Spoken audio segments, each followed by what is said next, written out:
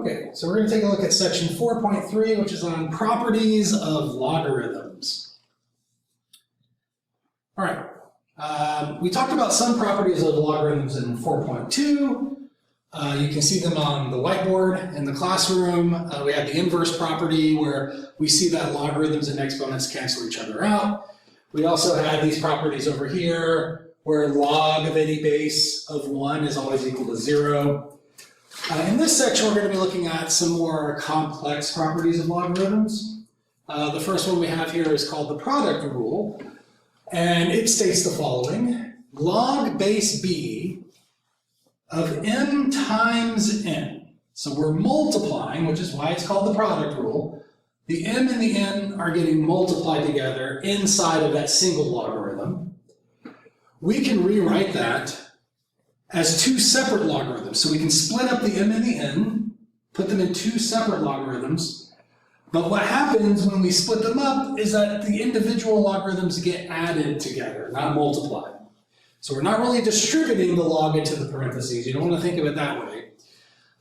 We're just applying the logarithms separately to each factor, but then each separate logarithm will be added together, not multiplied, as you might expect. So it's kind of a strange transition from a situation where multiplication is happening to a situation where adding is happening. And I used to go through a much more in-depth explanation for why the logarithms behave this way, but I'll just give you the short explanation. As we mentioned on Wednesday in 4.2, logarithms are exponents, right? That was this property here, right? So this logarithm we can rewrite in exponential form. And what the logarithm is equal to is the exponent, right? Logarithms equal exponents. Therefore, they behave like exponents behave. And when you're multiplying two things together, like, x to the third power times x to the fourth power, for example, what do you do with the exponents? You add them, right? It becomes 3 plus 4, which gives you 7. That's why the logarithms are being added, because logarithms behave like exponents do. We're multiplying here, which means the exponents are added together. The logarithms are those exponents. Just like here, right? We're multiplying the x's together, so the exponents will be added, right? Here we're multiplying the m and the n together, therefore the exponents associated with m and n will get added together. These logarithms are those exponents, right? So that's why it does that switch. Okay, so here we have an example. We talked about this on Wednesday as well. If the base is not indicated, then we should assume it's base what? 10. Base 10, very good. So this is log base 10. Oh, I switched color there. Okay, this is log base 10. Now inside of that logarithm, we are multiplying 10,000 times x. So we can rewrite this logarithm by splitting up the 10,000 and the x and putting them inside of separate logarithms. The base of those logarithms will stay the same. So they'll still be base 10. And again, I'll just not write the base because they're base 10. And because I'm multiplying here, what will I do to these logarithms? You will add them together. Very good. So it's going to become addition, right? When we separate them into separate logarithms. And so that's using the product rule that we just talked about on the previous screen. Now in this case, this might not always be possible, but in this particular problem, we can simplify this logarithm here. You can use a calculator, right? This is log base 10. Everybody's calculator has a log base 10. This calculator is a little weird, but at least it'll be on the screen, I guess. And it's quicker than setting up the document camera. I'm going to type in the 10,000 first because that's how this calculator works. You have to type that number in first. And then I will take the log base 10 of that number, and it's 4. And just a shortcut for that is, if it's 1 followed by a certain number of zeros, that will always simplify if it's a log base 10. And it's equal to the number of zeros that there are, right? There's four zeros here, so that's why it doesn't do 4. The second logarithm does not simplify, so we'll just copy that down, and we end up with this result here. All right. Any questions on the product rule or simplifying a logarithm where possible? Okay. The next rule is the quotient rule, and it works in a very similar way for a very similar reason. In this case, we are dividing. Now, this division is being indicated by a fraction, right? But here we are dividing the m and the n. All right, so we have log base b of m divided by n. We can, again, separate those and put them inside of separate logarithms, right? So the m goes inside of one logarithm, the n inside of another. And in this case, the individual logarithms will be subtracted. And it's for the same reason as for the product rule. If you're dividing two exponents, two expressions with exponents, the base stays the same, and then with the exponents you would subtract, right? This will be 7 minus 5, which of course simplifies to 2. But when you're dividing, you subtract the exponents. That's why the logarithms are getting subtracted, because logarithms are exponents. I mean, I can't emphasize that enough, how literal that is. I mean, logarithms literally are exponents. So they behave as exponents behave. If you're dividing two numbers, then the logarithms will want to subtract, because that's what you would do with exponents when you're dividing. All right. Okay, so that's the quotient rule. So if you're multiplying, you add the logarithms. When you separate them out, when you're dividing, you subtract the logarithms. So let's take a look at an example of that. So here we have log base 5 of 125 over y. We're dividing, it's 125 divided by y, so we can separate these out into, I feel redundant, I'm saying separate them out into separate logarithms. I'm trying to avoid saying separate twice there, but we can split these up into separate logarithms. Maybe that's a better way to put it. The base of the logarithm isn't going to change, so I will apply a log base 5 to each of these separately. So make sure you keep the base the same. Make sure on the test you don't get lazy and stop writing the base of the logarithm, because if you stop writing it, guess what it becomes? It becomes log base 10, right? So it's important that you keep writing that base every time. And because we're dividing here, we're going to subtract these logarithms. All right. And then, again, maybe this is, in the previous textbook, we just get random numbers that didn't simplify very much, but so for all of these examples, they're giving us nice numbers that simplify nicely. Now, this one, unless you have a special calculator, you can't plug this one into your calculator, so you have to kind of think about it. And remember, we talked about this on Wednesday. How many powers of 5 does it take to equal 125? If there's a good answer for that, then you should simplify this. What's the answer there? 3. So 5 to the third power is 125, and so that simplifies to 3 minus log base 5 of y. All right. Any questions on the quotient rule?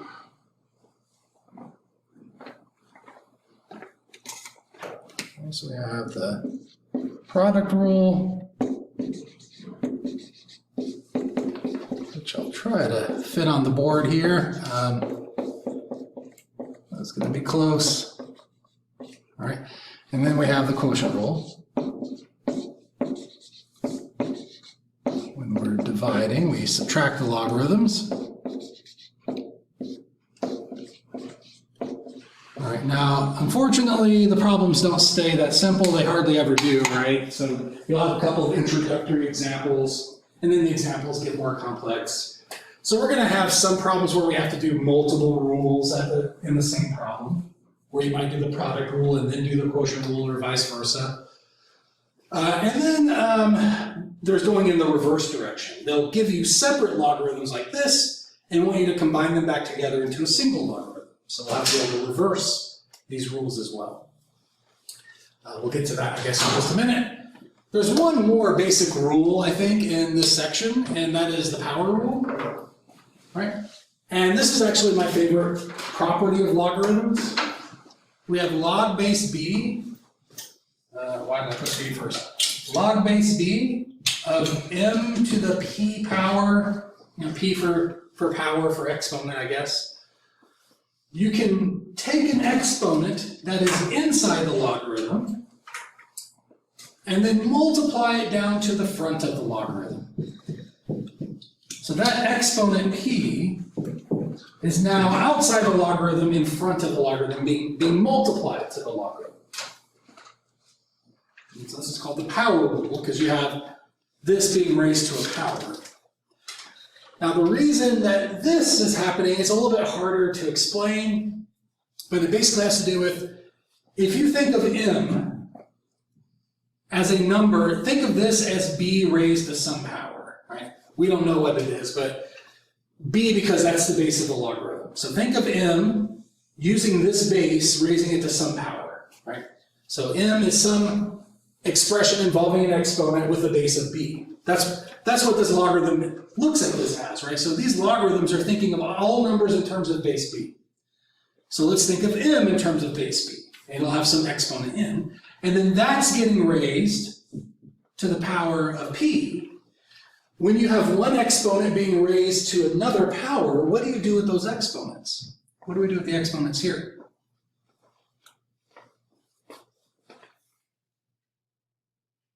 So when you have one base with two exponents, what do you do with those exponents? You don't add them, you multiply. Yeah, so you would add them if it looked like this, right? If they were on separate bases and you're multiplying these together, then yes, you would add the exponents. But when it's just one base with two exponents, you multiply. Right?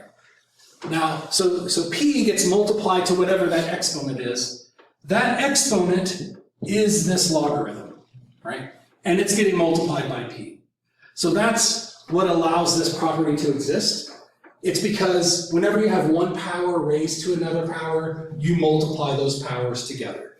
P is one of those powers, and then this logarithm represents whatever the exponent would be on this number here. And they would get multiplied together, so that's why we're multiplying them together here.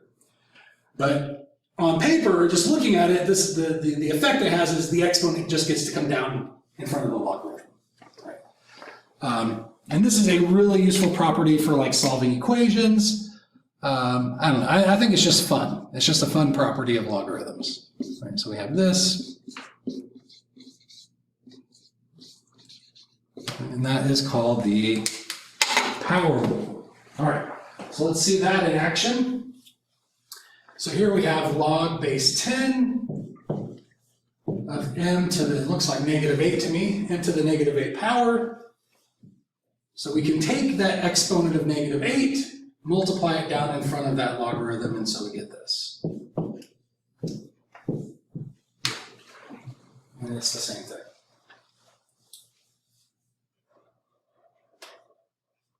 All right. So any questions on the power rule for exponents? So like I said, so far these examples have been just little glimpses of just using the rule in a really straightforward way.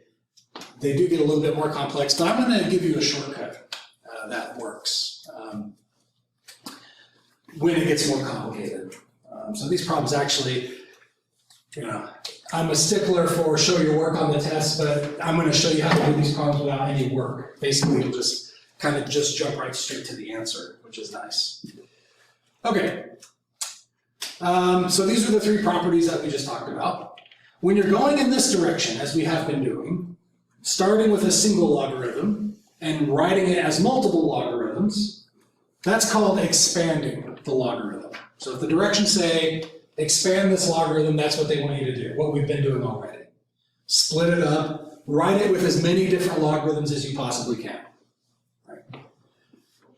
Okay, But again, the rules work in both directions. So it's also possible to take multiple logarithms and contract them down to a single logarithm, which is another thing that we will be asked to do at some point. All right, I'm sorry. I don't know if I went too fast there, but I thought maybe there's another properties page on the next screen, but it's an example. So, and you saw it's a little bit more complicated than the examples we've done so far. Ready? Okay. So we have log base b of the cube root of x times y to the 4th power over z to the 5th power. And this is, I'm sorry, my z's can sometimes look like 2's, so hopefully everybody recognizes that as a z.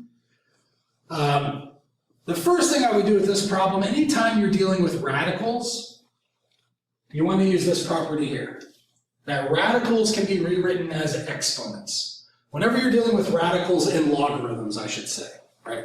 So this cube root, we can write as a 1/3 power. And we want exponents here because we can do things with exponents. We can't do anything with radicals. But we have the power rule that lets us do things with exponents, right? So that'd be the first thing I would do with this problem. So I'm just going to tell you the shortcut, because you could do this. Now, if you look on My Math Lab at the question help, they're going to walk you through it step by step. And it's going to take like 3 or 4 steps to get through this problem, and it's kind of complicated in doing so. So I'm just going to give you a process that lets you just jump right straight to the end step, which is just the answer. And that is to basically take every base that's inside of your logarithm. Now this only works if you're multiplying and dividing. If there's any adding or subtracting going on, then you can't do what I'm about to do. All right. So I'm going to take the x, the y, and the z, and I'm going to split them up and put them inside of their own logarithms. The base will stay the same, so we'll keep it as base b, right? Log base b of x, log base b of y, and log base b of z. So take every base inside of that logarithm and put it inside of its own logarithm. Split them all up. Then you take the exponents on each of those things, and by the power rule, like when that power of 1/3 follows this x here, I can then use the power rule to bring the exponent down in front. I'm going to use this rule here. I'm going to do this maneuver, right? Bring the exponent, multiply it down in front. So we can do that here. Sorry, I shouldn't have switched screens. Got to scroll back down. Okay, so that 1/3 power then gets to jump in front of just that logarithm, right? So we'll have a 1/3 power here.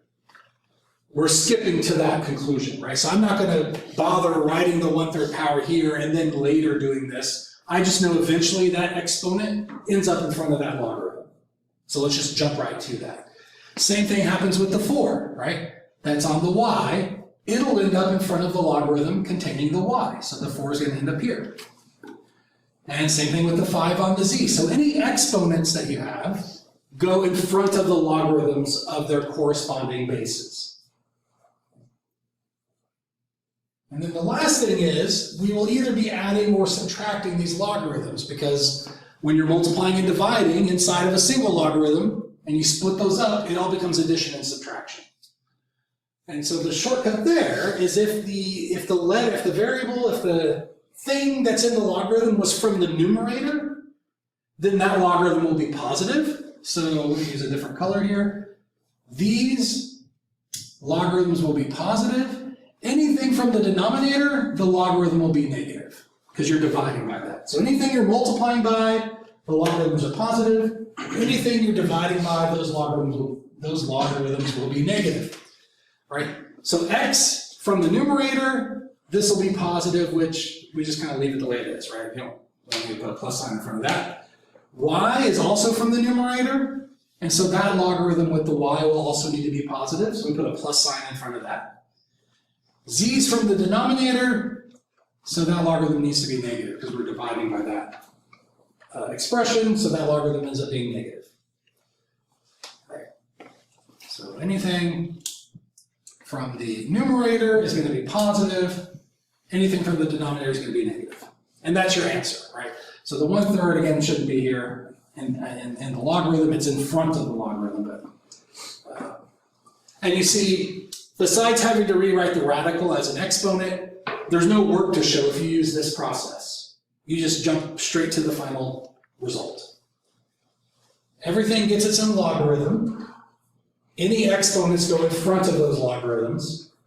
Things from the numerator are positive, things from the denominator are negative. And you get the answer you're supposed to get.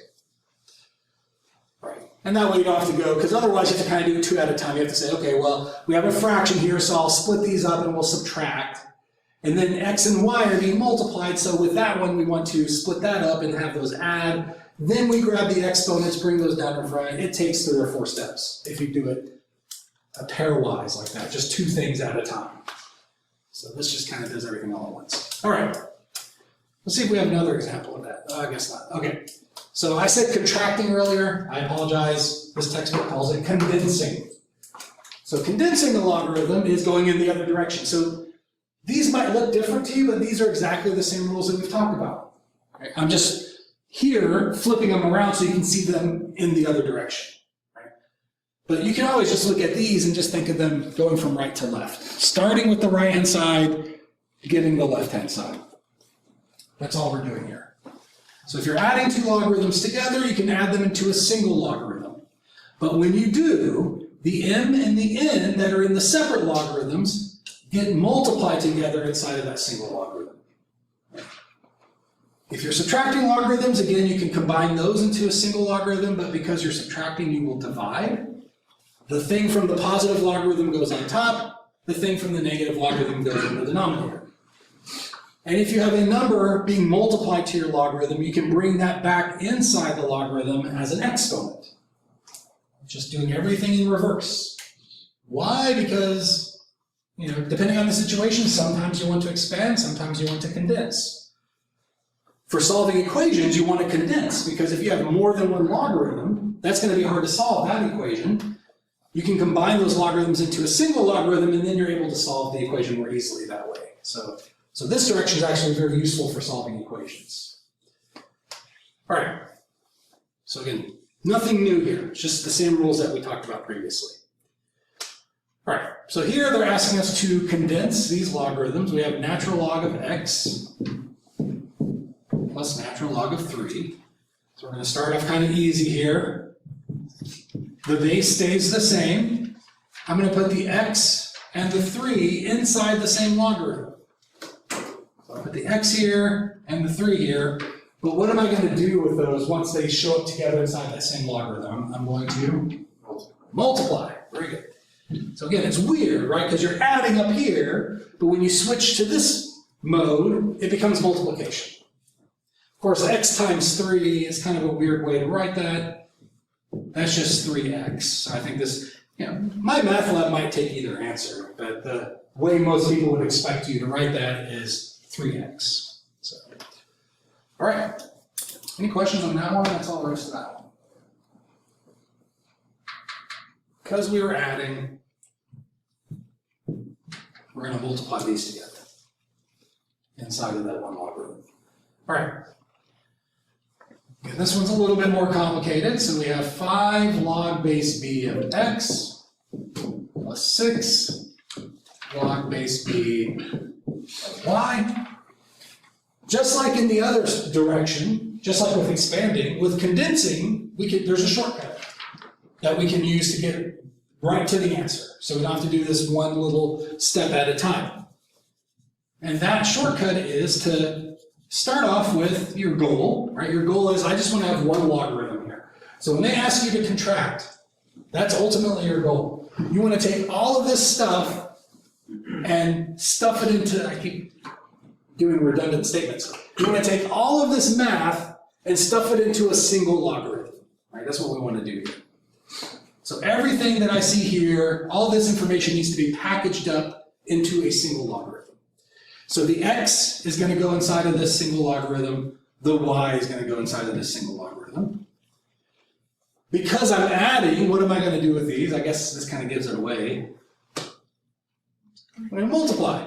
Because if it was divide, of course, then I'd have to write it as a fraction, right? But we're going to multiply, right? So I'm going to multiply the x and the y together. If there was a negative logarithm, if I was subtracting by a logarithm, then that thing would go in the denominator, right? It's the reverse of what we were talking about before. Positive logarithms, those things go in the numerator. Things from negative logarithms go in the denominator, right? But since these are both positive, they're both in the numerator, there's no denominator this time. And any numbers in front of those logarithms are going to become exponents inside of that single logarithm. Because that's the power rule. You bring that number back inside the logarithm, it becomes an exponent. And then they're multiplied together, and that's it. I also think on the homework, and similar, and I don't know, I was going to say on the test probably this would be true as well, but I'm the one that set up the template for this test, and I don't like multiple choice problems. I really try to avoid those. On the homework, I think a lot of these are multiple choice, but there may be a couple that aren't. And those are, if there are any that are not multiple choice, you want to pay close attention to those because those are the ones that are going to end up on the test. Because I really will avoid the multiple choice ones. Even if the questions are better, I'll pick worse questions that are not multiple choice if I have to. So on the homework, if there's any of these that are not multiple choice, pay close attention to those problems. All right, here we have log base 10 of 3x plus 7 minus log base 10 of x. So remember, if the base is not there, we are to assume it's base 10. This time we are subtracting. So I'm going to put these inside the same logarithm. But what am I going to do with the 3x plus 7 and the x? Divide. And it's the positive one that goes on top, right? So this logarithm is positive, so the 3x plus 7 will be in the numerator. This logarithm is negative, so the x will be in the denominator, right? So negative logarithm goes in the denominator. And positive, you know, there's nothing here, but that means it's positive. That goes in the numerator. Right. And when I say that, I mean the thing that's inside of that logarithm goes in the numerator. And of course we want to simplify, but this doesn't really simplify in any useful way. So this one, I think we're just done. That's my answer there. All right. Any questions on that one? I think we're about to have a more complicated one here in just a second. Okay, there we go. Yeah, so this one has both positive and negative. But like I said, this one's not really any worse than the easier ones if you use the shortcut that I'm advocating today. Okay, that's a z, that's not a 2. Sorry if it looks like a 2. So we want to collapse all of these logarithms down to a single logarithm. So I'm going to start with assuming that I'm going to be able to do that. So I'm going to have a single logarithm of the same base. Remember, I didn't really emphasize this earlier, but ln is natural log. We talked about that last time, right? It's right here. Natural log is log base e. So when I collapse these into a single logarithm, that base will stay the same. It'll still be natural log. The x, the y, and the z all have to go inside of this one logarithm here. If the logarithm is positive, then that thing inside the logarithm should go in the numerator of this single logarithm. So the x is in the positive logarithm, so x goes in the numerator. The y is also in a positive logarithm, so the y goes in the numerator. The z is in a negative logarithm, so that will go inside the denominator, right? I kind of said that funny. It'll go in the denominator inside of the single logarithm, right? And if you have more than one thing in the numerator or the denominator, you just multiply those together, right? So we'll have the x and y, they just kind of multiply together. And then any numbers in front of the logarithms become exponents on those things that they're in front of inside the single logarithm, right? So 4, that's in front of the logarithm with x, so 4 becomes the exponent on x inside the single logarithm. 7 is in front of the logarithm with y, so we'll have y to the 7th power. 3, now you might look at this and say, wait, isn't it negative 3? But we already dealt with the negative sign, right? The negative sign is the reason the z is in the denominator, so you don't want to use the negative sign twice. We already used it to decide to put z in the denominator, so we don't use it again, it's just 3. So I don't know how to do this. What did I do here? Oh boy. Okay, there it is. Just 3. We already processed the minus sign, which is why z is in the denominator. So 3 will go here. And that's it. So again, no steps, right? It's just there's a problem, there's the answer. But all the work kind of just goes on mentally. Any questions? Okay, I think this is the last one, and then we have an example of this. So I kind of misled you guys on Wednesday when I said your calculator can only do log base 10 and natural log. Most people's calculators, unless you have a special one that lets you type in the base. Log base 10 and natural log. Well, that isn't quite true because you can actually compute any logarithm in your calculator. Because there's a formula that lets you change the base of your logarithm. So if it's a base that your calculator doesn't know how to do, you can convert it to a base that your calculator does know how to do. And then you can type it into your calculator. So I'm sorry I kind of had to hide that from you earlier, but now I'm revealing it because it's something that we need to know here. So kind of notice the pattern here. We have log base b of m. And this base could be whatever, whatever base that, as long as it's positive and not equal to 1. And then notice on the right-hand side, the base is not b anymore. The base is a. And you might say, where did a come from? Right? It's not over here anywhere. Where are they coming up with a? It can be whatever you want, as long as it's positive and not equal to 1. Right? It can be any number you want. You can change the base to any base you want it to be. So we will choose to change it to a base that our calculator can compute. So we're going to often make this log base 10 or natural log. Right? So this will be log base a of m over log base a of b. So a just comes out of thin air. It's whatever you want it to be. But the other letters come from the left-hand side of this, right? M is the thing that was originally inside the logarithm. That's going to stay in the logarithm of the numerator. And the original base of the original logarithm goes inside the logarithm of the denominator. And then our new base can be any number we want it to be, and this is true. This is a true statement. All right, now, I'd like to explain why this formula works as well, but we haven't really quite talked about. It kind of has to do with like solving equations. So maybe on Friday, well, today is Friday. On Monday, when we look at 4.4, we're going to talk about solving equations. And when you look at solving equations, this is pretty easy to show why this is true. Right? But for now, just take my word for it. All right. So let's practice it. So again, this is a pretty straightforward problem. We have log base 16 of 57.2. They want a decimal for this, right? 4 decimal places. So again, if a standard calculator does not have the ability for you to type in log base 16. However, some of you might have a calculator that does let you do that, and if so, that's great. Go ahead and use that function on your calculator. The rest of us will have to use the calculators we have, where our only choices for logarithms are log base 10 and natural log. That's the only choice I have on this calculator, right? I can't do log base 16 on this calculator. So I'm going to use that change of base formula, and I will change it. Now, as a student, I was taught or preferred, I don't know which way it was. Either I just had this preference or this is how I was taught to use natural log because it's honestly, it's lazy, but it's just less writing, right? LOG is 3 letters, right? That's base 10. LN, there's only 2 letters, right? So it's just less writing. So I always went with natural log, but I found when I started teaching here that students were apprehensive about natural log. They didn't like that. They felt more comfortable with log base 10.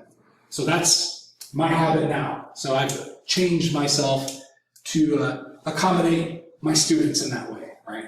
So log base 10 is what I'll use because I think most people feel more comfortable with that.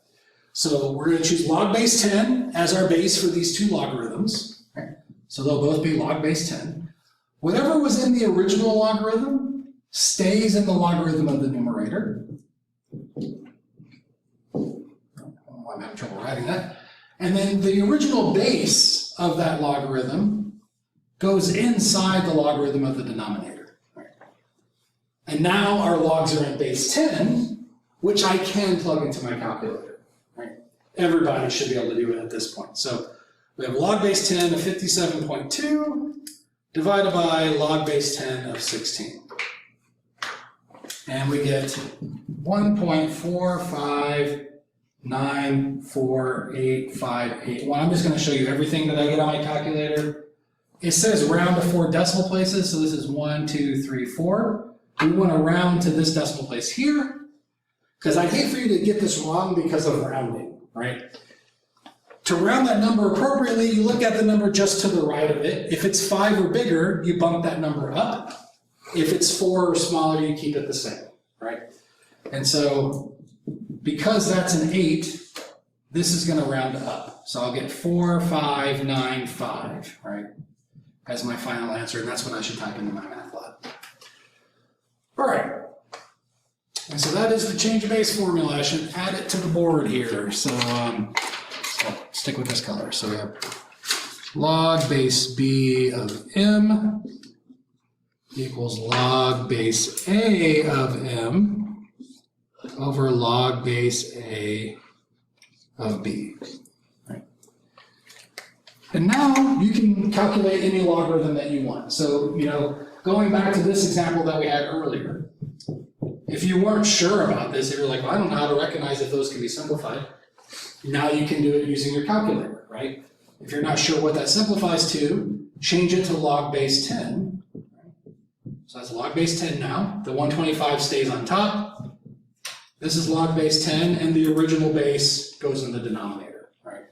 And now you can plug it into your calculator. So you do log base 10 of 125 divided by log base 10 of 5, and the calculator tells you the answer is 3. So now you can do any logarithm that they throw at you as long as you have this change of base formula. All right. So as promised, I said we might finish up a little early today, and it looks like we have. So I guess I'll just go ahead and stop the recording. So that concludes section 4.3.